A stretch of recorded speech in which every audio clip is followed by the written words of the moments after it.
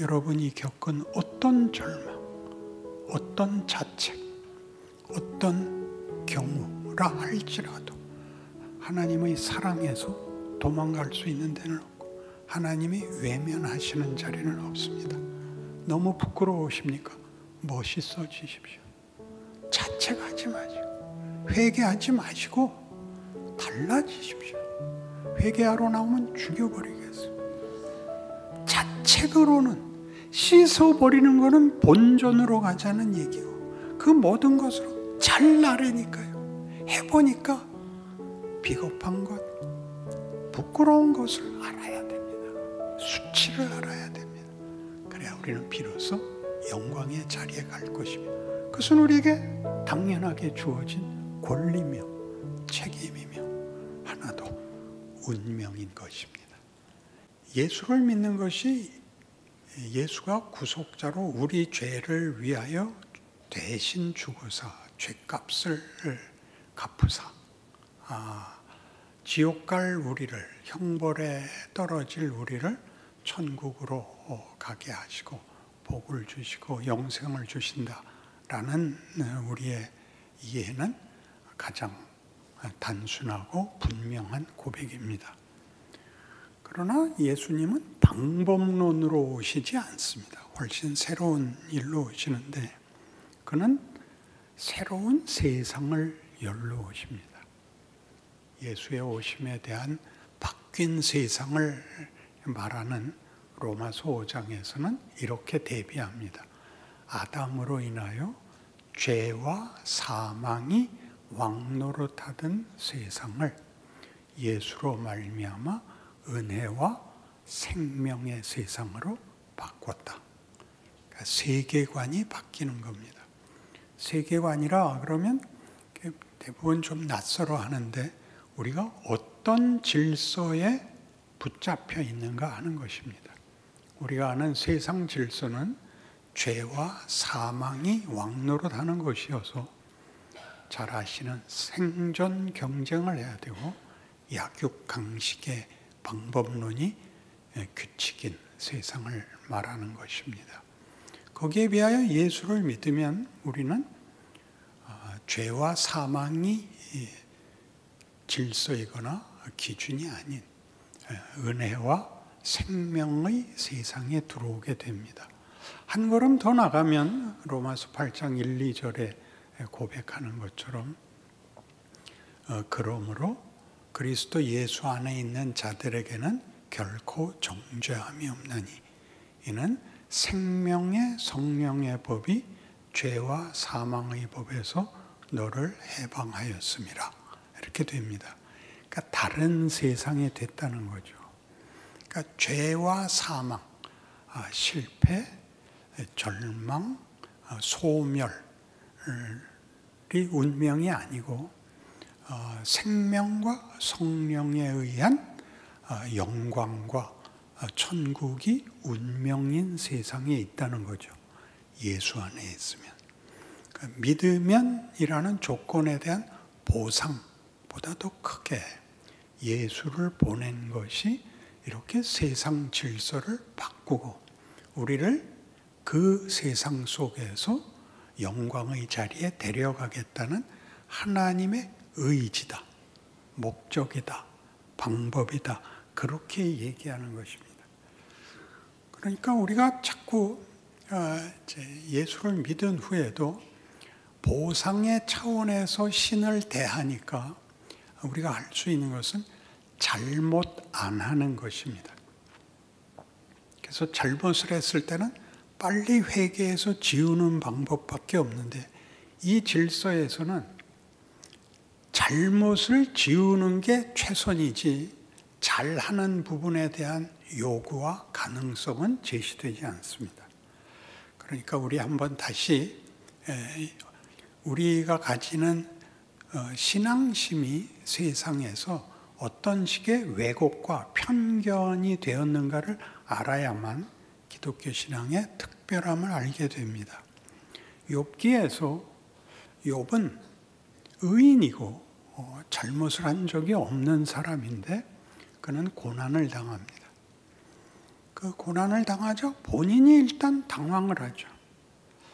왜 하나님은 나에게 고난을 요구하시는가? 내가 뭘 잘못했는가? 그래서 하나님을 원망할 수 없으니까 그가 자기 자신이 태어난 걸 원망합니다. 그죠? 내가 태어난 날이 달력에 없었더라면 우리 엄마는 왜 나를 낳았을까? 내 생일이 지워졌으면 이라는 식으로 원망을 하는데 마침 울고 싶은 아이 때려주듯이 친구 셋이 와서 빨리 회개하라 이렇게 됐죠. 뭘 회개하란 말인가? 네가 잘못했지 않는가? 뭘 내가 잘못했는가? 아니 그렇다면 네가 잘못하지 않았는데 벌이 내릴 수 있단 말이냐? 나도 그 점이 이상하다. 나는 잘못한 것이 없는데 왜 하나님이 나를 고통 속으로 몰아내시는지 나도 궁금하다. 네가 말을 그따위로 하는 것만 봐도 네가 잘못한 거다. 그럼 네가 잘못하면 잘못했지 하나님이 잘못했겠냐? 이런 싸움 속에 드디어 이제 욥은 막판에 하나님 우리 계급장 떼고 한번 만납시다 까지 가게 되는 것입니다. 그러자 하나님이 이렇게 묻는 것이죠. 너는 무슨 근거로, 무슨 배짱으로 네가 잘못했을 게 아니라 내가 잘못했을 것이라고 주장할 수 있느냐? 뭐가 그 근거냐? 욥의 대답은 이겁니다. 난 잘못한 것이 없잖아요. 그러면 이 대목을 잘 생각해 보십시오. 하나님은 청구서를 내면 갚아주는 분이지 그분이 심판자 자신이 안 됩니다. 심판의 기준, 규칙은 도덕이 되고 마른 거죠. 잘했다, 잘못했다만 있는 것이죠. 그래서 신자들에게도 제일 흔한 표현이 착하답니다. 착하다. 세상에서는 어디까지 갖다 쓰냐 하면 저 사람은 예수 안 믿어도 천국 갈 사람이야. 이런 말이 나오고 우리도 심심치 않게 절반쯤 공감을 하게 되는 것입니다. 착하다라는 기준은 도덕을 기준한 것이고 하나님이 우리에게 그 아들을 보내시는 것은 하나님이 우리가 말하는 구원과 보상에 대하여 하나님의 뜻이, 내용이, 목적이 얼마나 다른가. 그리고 그 일에 대하여 하나님이 어떻게 전적으로 책임을 지고 의지를 가졌는가가 기독교인 것입니다. 이 일을 위해서, 이 일이 완성되기 위해서는 나는 내 아들까지 잡겠다.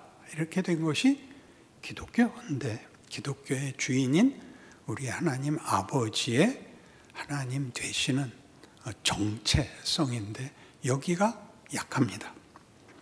그래서 하나님이 우리에게 자격과 조건을 묻는 것보다 우선해서 하나님이 우리에게 하나님인 책임을 지겠다. 그 책임은 우리가 아는 식의 방법론, 권력의 문제가 아니라 그 관계의 최고의 경지, 사랑을 약속하는 겁니다. 하나님은 우리를 사랑하시고 우리 보고도 하나님을 사랑하라 하십니다. 공포의 대상이 아니며 잘잘못의 심판자가 아니라 그보다 더 깊은 우리 세상적으로 부모가 자식에 대하여 가지는 마음이라 그랬습니다. 그럼 그러한 일을 위하여 이 아들을 보내요. 굳이 십자가에까지 못 박을 필요가 있는가? 이렇게 얘기할 수 있습니다. 예수를 십자가에 못 박는 이유는 우리가 사망을 초래했기 때문입니다.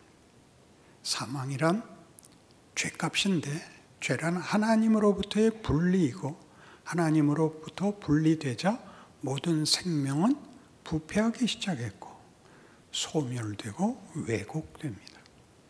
그래서 이 자리에 하나님이 예수를 보내요. 예수님 오심이 임마누엘인 것 같이 하나님이 우리와 함께 하신다. 예, 착한 자들에게 주어진 약속이 아니라 죄인들에게 주어진 약속인 것입니다. 하나님을 버려 모든 가치와 운명이 소멸되고 거짓되고 실패할 수밖에 없는 자리에도 하나님이 들어오심으로써 거기도 포기되거나 소멸되거나 다만 분노의 대상으로 버려지지 않는다. 이게 기독교 구원론입니다. 여러분은 당연히 그럼 뭐 때문에 열심히 믿고 착하게 살아야 되는가라는 질문이 나올 텐데, 아무렇게나 살아도 하나님이 사망의 자리까지, 마지막 운명의 자리까지 들어와서 우리를 구원하겠다는 게 그 아들을 보내신 것이라면 열심히 살 게 뭐가 있습니까? 이 말이 바로 죄가 가지는 비겁함, 치사함이라 그랬습니다. 우린 못난 생각을 하는 거죠. 못난 생각. 인간이 하나님의 형상으로 지음을 받고 그 아들을 보내어 대신 피를 흘리게 하실 수 있는 만큼의 대상인 지위와 신분에 대한 깨우침. 하나님을 아버지라 부르는 자가 가지는 영광과 명예와 생명에 대한 반응보다 먼저 튀어나오는 게 이렇게 다 포기해버리고 밀어버리고 비겁하고 못나고 억지를 부리고 하는 거에 불과하다라는 이해를 가지셔야 되는 것입니다. 그러니 기독교 신앙은 난 믿어서 천국 가고 넌 안 믿어서 지옥 간다의 구분이 아니라 예수를 믿어 진정한 정체성을 가지게 되면 뭐가 어떻게 현실의 도전 속에서 다른 반응과 책임을 지는가, 이렇게 구별이 돼야 되는 거죠. 쉽게 가자 이거죠. 믿었으니까 지옥 안 가고 천국 간다 하면 됐지. 예수 믿는 게 이렇게 골치가 아픕니까? 명예롭다, 영광되다 하는 건 쉬운 문제가 아닙니다. 그것은 돈 내고 살 수도 없고, 그죠? 치성을 들여서 될 수 있는 것이 아닙니다. 그것은 깊고 깊은 이해와 훈련과 경험 속에서 쌓이는, 즉 하나님이 인류에게 역사를 요구하시고 각 개인에게 인생을 요구하여 우리에게 만드시는 방법으로 만들어지는 하나님의 지혜요 의지라고 성경이 가르치는 것입니다. 그렇다면 굳이 십자가에서 그 아들을 죽일 필요가 뭐가 있냐? 여기에 하나님이 하시려는 일의 구체성과 진정성이 드러납니다. 십자가에서 뭐가 드러나느냐 하면 하나님 없는 인간은 모든 가치와 명예에서 분리되어 있기 때문에 하나님의 아들이 구원을 위하여 왔음에도 불구하고 그를 죽입니다. 그러니까 우리는 하나님 없는 세상에서는 모두가 살아남기 위하여 우리 이웃을 잡아야 됩니다. 죽여서 빼앗아야 됩니다. 구약에서 예를 든 것 같이 야곱이 그렇죠. 야복나루에서 홀로 남아 어쩔 줄 모르고 있는데 하나님의 사자가 나타나 씨름하고, 야곱은 고집을 꺾지 않습니다. 고집을 꺾지 않는다는 건 그는 모든 일에 빼앗아야 되는 자입니다. 그래서 하나님의 사자가 그의 몸을 치고 나간다. 아니 그냥 가면 어떡합니까? 내가 이긴 보상을 주시든가 축복을 하고 가셔야지 그냥 가신다고요? 말이 됩니까? 넌 이름이 뭐냐? 넌 누구냐? 난 야곱입니다. 야곱은 약탈자라는 뜻이라 그랬죠. 빼앗아야, 옆에 사람 걸 빼앗아야 자기 필요를 채울 수 있는 존재. 성경에서는 여기가 그가 고아라는 뜻으로 나는 보호자가 없습니다. 나는 내가 살려면 누구를 잡아야 되는 존재입니다. 하나님이 그러죠. 넌 다시는 고아라 그러지 마라. 내가 네 아버지다. 너 자식 이기는 아버지 봤냐? 네 이름은 이스라엘이다. 하나님과 싸워 이긴 자다. 인간이 어떻게 하나님께 이겨요? 자식은 부모를 이깁니다. 자식이 이기지 않고 부모가 집니다. 여러분이 너무나 잘 아시죠? 자식을 위해서 부모가 죽을 수 있습니다. 그게 기독교입니다. 십자가는 그걸 증명합니다. 하나님 없으면 우리가 뭐가 되는지, 정의니 평화니 진리니 생명이 다 헛된 수작입니다. 자기의 강도짓을 정당화하기 위한, 변명하기 위한 핑계이지, 인간은 스스로도 만족할 수 없고 남에게 도움이 될 수는 더더욱 없습니다. 여기 예수가 들어옵니다. 나는 줄 수 있다.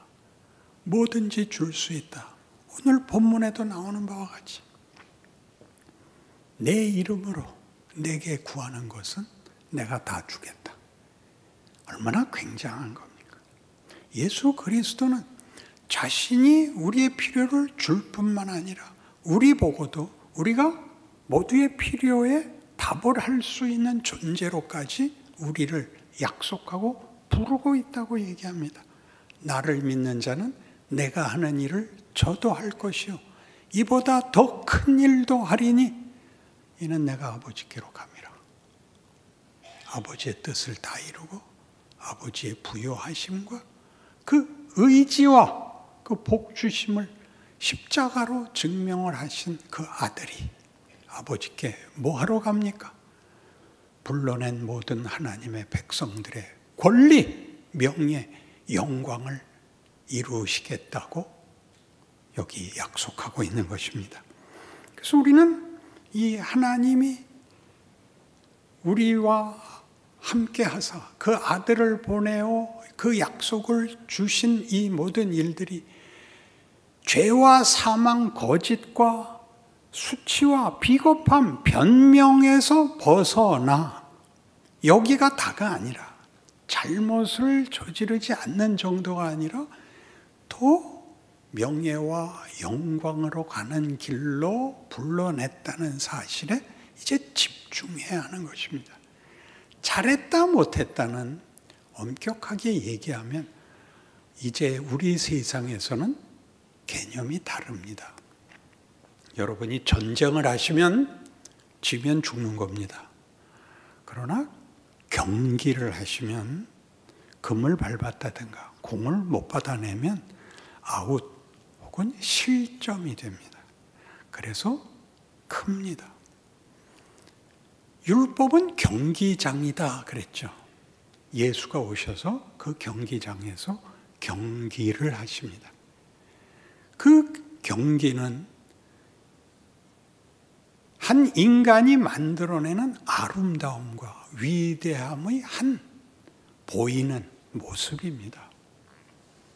그 정성, 그 치열함, 그 누적된 기술과 체력과 정신력과 인간만이 가질 수 있는 아름다움의 예술성 같은 게 드러나는 것을 게임이라고 합니다. 다만 승부에 집착해서는 안 되는 것입니다. 우리는 그 사람이 지나갈 때 환호를 하는 이유가 그 사람이 기계가 아니며 그 사람이 다만 복권이 아니며 그 사람이 한 인격이고 인간이라는 사실에 환호를 하는 것입니다. 그걸 보이시죠? 무슨 싸움을 하시죠? 예수님이 오셔서 비겁함과 거짓됨과 핑계와 외면, 자책, 분노, 폭발을 뭘로 갚으십니까? 용서, 회복, 기다려주심, 편들어주심으로 어디로 데려갑니까? 우리를 사랑으로 데려갑니다. 하나님이 온전히 자신을 우리에게 주는 것으로 인하여 우리가 가졌던 모든 한계에도 불구하고 또는 우리가 기대했던 모든 상상을 넘어선 하나님의 하나님 되심이 우리라는 존재에 어떻게 들어오시는가? 예수에게서 본 것이 어떻게 우리의 인간이라는 존재의 정체성이 되는가? 본질이 되는가? 지위가 되는가? 신분이 되는가에 대하여 놀라게 되는 것입니다. 잘하고 싶습니다. 잘 되는 데는 시간이 필요합니다. 실력이 늘어야 되는데 실력은 기술만의 문제가 아니라고는 반복해서 말씀드려야겠죠. 모든 일에는 체력이 또한 필요합니다. 그래서 모든 운동은 달리기죠. 기본이 달리기입니다. 그것이 공을 갖고 하는 것이든 주먹을 갖고 하는 것이든 다 체력이 있어야 되고 기술을 연마해야 되고 그리고 정신력의 최고의 정점에서는 인간이란 상대를 꺾고 이기는 것이 영광이 아니라 어떻게 인간 노릇을 하느냐, 함께 기뻐할 수 있느냐, 어떻게 상대를 위하여 내가 나를 낮추고 그를 섬길 수 있느냐, 이게 관건입니다. 예수님 친히 그러시죠. 마지막 만찬석상에서 제자들이 와서 하나는 하나님 나라에서 주의 우편에, 하나는 좌편에 앉혀주십시오. 너희는 내가 왜 왔는지 개뿔도 모르는구나. 제 성경에 그렇게 써 있어요. 나는 섬김을 받으러 오지 않았다. 나는 섬기러 왔다. 우리는 헌신을 하거나 겸손을 떨자는 종교를 갖고 있는 것이 아니라 상대방의 영광을 뺏어야 나의 영광이 되고 상대방을 짓밟아야 내가 강자가 되는 그런 세상에서 구원을 받았다. 죄와 사망의 자리에서 구원을 받았다. 명예와 영광의 신분과 운명과 내용과 기회를 가졌다. 이렇게 부름을 받은 것을 깨닫게 되는 것입니다. 그래서 로마서 8장 31절에서 마지막에 이르는 이 대목을 좀 같이 볼 필요가 있습니다. 로마서 8장 31절부터 제가 읽겠습니다. 그런즉 이 일에 대하여 우리가 무슨 말하리요? 만일 하나님이 우리를 위하시면 누가 우리를 대적하리요? 자기 아들을 아끼지 아니하시고 우리 모든 사람을 위하여 내주시니가 어찌 그 아들과 함께 모든 것을 우리에게 주시지 아니하겠느냐? 누가 능히 하나님께서 택하신 자들을 고발하리요? 의롭다 하신 이는 하나님이시니 누가 정죄하리요? 죽으실 뿐 아니라 다시 살아나신 이는 그리스도 예수시니 그는 하나님 우편에 계신 자요 우리를 위하여 간구하시는 자시니라. 여기 다 나오죠. 운명을 무엇으로도 우리를 바꿀 수가 없습니다. 하나님이 우리 편을 들기 때문이며 그 아들을 십자가에 매다셨기 때문입니다. 그래서 누가 우리를 그리스도의 사랑에서 끊으리요? 환난이나 곤고나 박해나 기근이나 적신이나 38절로 가죠. 내가 확신하노니 거기 나옵니다. 사망이나 생명이나 천사들이나 권세자들이나 현재일이나 장래일이나 능력이나 높음이나 깊음이나 다른 어떤 피조물이라도 여러분이 겪은 어떤 절망, 어떤 자책, 어떤 경우라 할지라도 하나님의 사랑에서 도망갈 수 있는 데는 없고 하나님이 외면하시는 자리는 없습니다. 너무 부끄러우십니까? 멋있어지십시오. 자책하지 마시고 회개하지 마시고 달라지십시오. 회개하러 나오면 죽여버리겠어요. 자책으로는 씻어버리는 것은 본전으로 가자는 얘기고 그 모든 것으로 잘나르니까요. 해보니까 비겁한 것, 부끄러운 것을 알아야 됩니다. 수치를 알아야 됩니다. 그래야 우리는 비로소 영광의 자리에 갈 것이며 그것은 우리에게 당연하게 주어진 권리며 책임이며 하나도 운명인 것입니다. 기도하십시다. 하나님 아버지, 우리의 운명을 기억해 하사 우리의 인생을 복되게 하옵소서. 우리에게 일어나는 모든 일로 하나님, 우리는 주를 닮게 하옵소서. 인간의 복된 것을 하나님이 약속하신 그 인간의 복된 것, 하나님의 형상, 하나님의 영광으로 채우는 우리의 인생이 되게 하사 더 많은 기회에 우리는 생명이 되고 진리가 되고 부활이 되고 기적이 되게 하옵소서. 예수님 이름으로 기도합니다. 아멘.